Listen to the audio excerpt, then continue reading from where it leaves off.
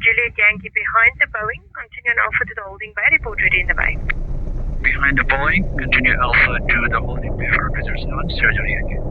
Hey there fellows, Buddy Spike here.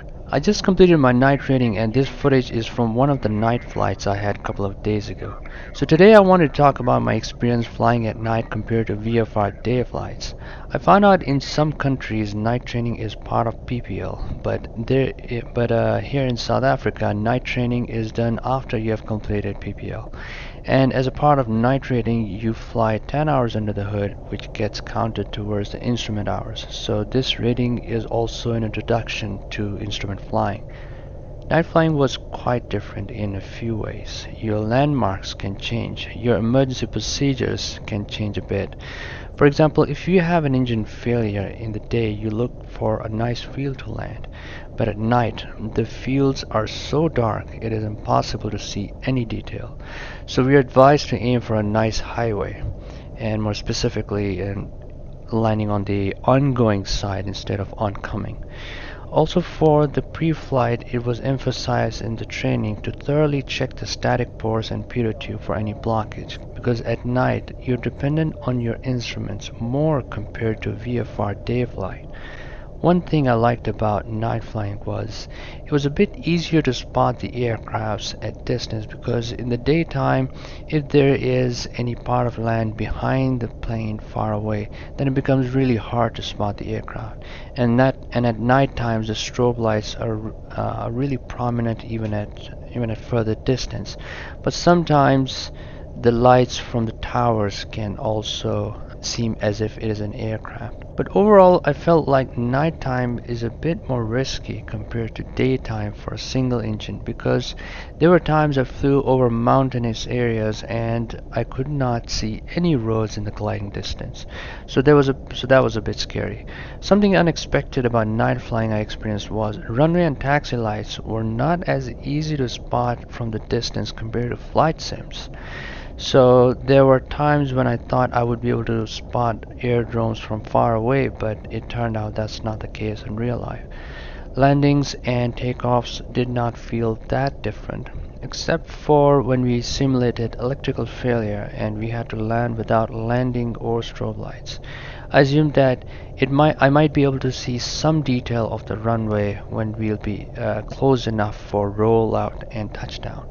But the runway was pitch black even after touchdown, and the runway that I was landing on did not have center lights as well. Anticipation of when the touchdown is going to be was not easy. Diamond DR-20 is a beautiful aircraft. It is a spectacular training aircraft. However, its landing lights are just terrible. And even with terrible landing lights, things significantly are easier compared to no lights at all. So landing lights do actually fulfill their purpose. This is where I was performing a pre-takeoff vital checks, and my instructor pulled off one of the circuit breakers to test whether or not I spotted. Thankfully, I did not disappoint. Engine wrap, backup brake on, 12,000. Extra full range, 12,700.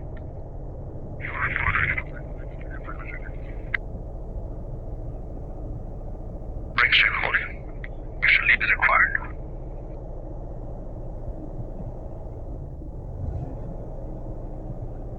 You need a cycle.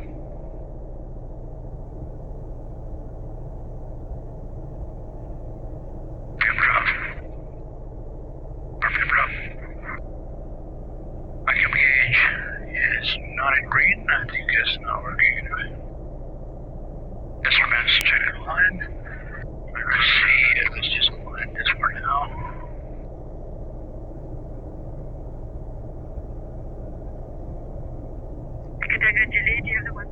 Oh, for sure. 3016, a little bit high, it'll come down probably. All temperatures in green. Also idle. Can hold it. Pre-take a lot of checks. Just set for takeoff. 12,000. Alternate areas. Off. I'm set for takeoff.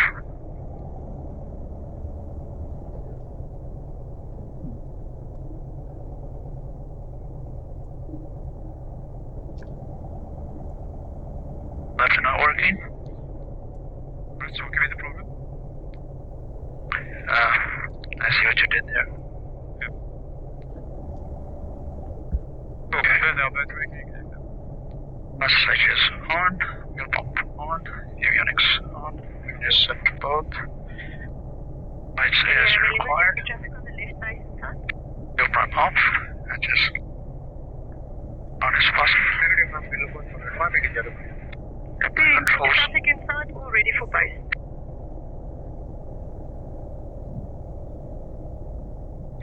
Feel like Tango trim GTX is 007 clear to land, service between 120. trim neutral, light instruments at line. Warning lights, check. Avionics, stand by 2000. We're not going to be switching to IVR today. Good. Circuit breakers. Check. Instruments. Check. Okay, pre-takeoff briefing.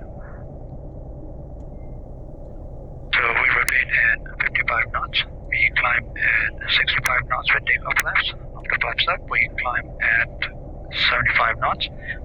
Best climb speed is 73 knots. No master.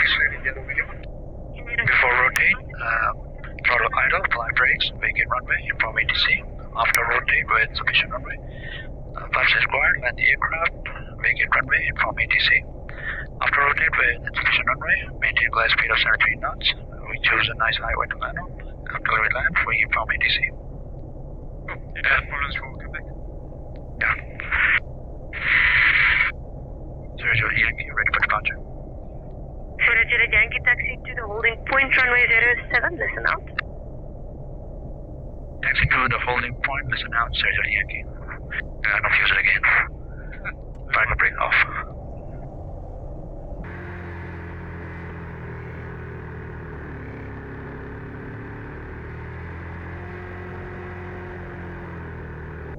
Beautiful sunset. Absolutely.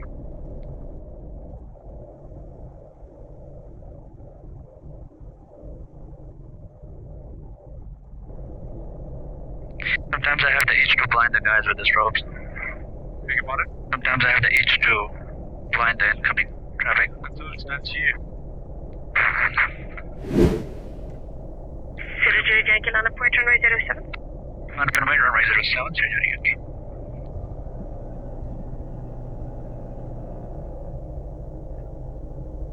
Transponder off. Landing lights on. Strobes on.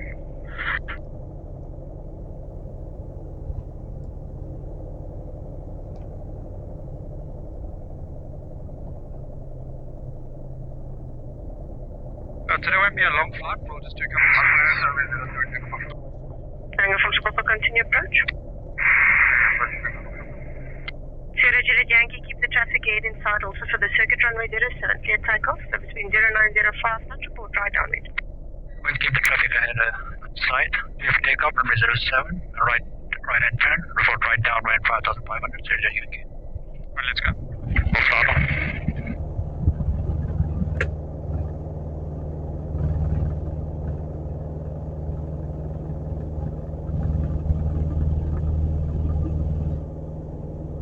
Speed is live. 50 knots. 55 knots rotate.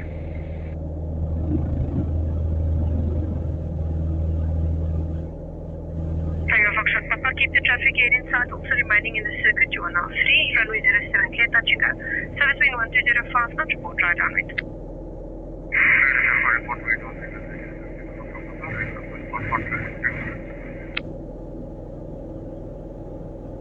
Next, the plan is to build AORUS to get instrument and multi-engine ratings and see where the wind takes me.